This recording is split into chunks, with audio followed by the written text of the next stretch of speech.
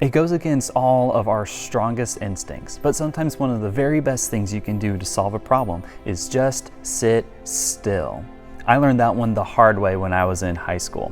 It was the day of the big homecoming dance. God had worked an incredible miracle in my life because somehow I convinced a girl to go with me and to be my date. But when I woke up the morning of that big homecoming dance, I noticed there was a problem. I had this giant red pimple the size of New Jersey right smack dab in the middle of my forehead. I knew there was no way that I could hide this one. It was so obvious to anyone and everyone who saw me.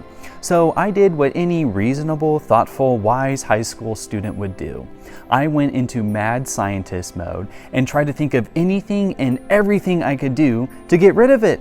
There was poking, there was scratching, there was rubbing, and yes, there was even praying. And I even saw this tip on the internet that said if you get toothpaste and you rub the toothpaste on the pimple, that'll dry it out and it'll immediately go away. Well, it turns out the only thing that does is to make your face smell really minty and make it gingivitis free. By the end of this whole ordeal, the pimple looked 10 times worse because of all the damage that I was doing to my face. I would have been so much better off just leaving it alone.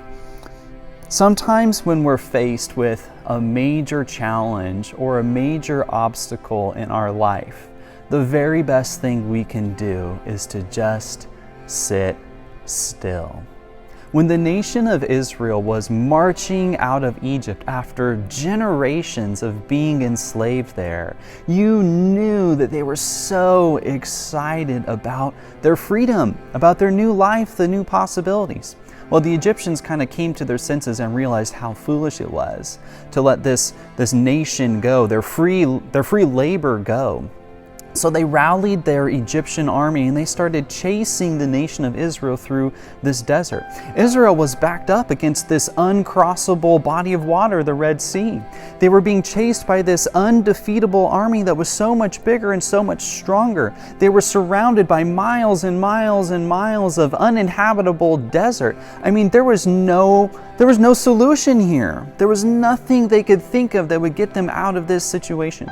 So their leader Moses looked up and he saw the Egyptians coming. He saw the desert around them. He saw the Red Sea, and he tried to encourage his people. And listen to what he told them. Do not be afraid. Stand firm, and you will see the deliverance the Lord will bring you today. The Egyptians you see today, you will never see again. The Lord will fight for you. You need only to be still. As you may know from the rest of the story, God performed a miracle that day. That undefeatable army was annihilated in the middle of the Red Sea. That uncrossable body of water, God opened up a path for the Israelites to walk through on dry ground to safety. That uninhabitable desert, God provided food and water and everything that His people needed for years. Because even the most difficult obstacles that we face, God is able to solve. Sometimes the worst thing that we can do is to think that it all comes down to our ability, our talents, our expertise. We rush to the solutions and we shortcut the process. We don't give God the time or the space to work because we think that we've got it all figured out on our own. Today, I know you're probably facing some really big challenges, some really stressful situations, and I want to give you some unconventional advice. Don't just do something, sit there, knowing that God loves you, that He cares about you, and that He is able to move and act in ways that are so much better than anything we can come up with on our own. God knows you, He cares about you. Give Him a little bit of time to work His plan and to work His miracles. God bless.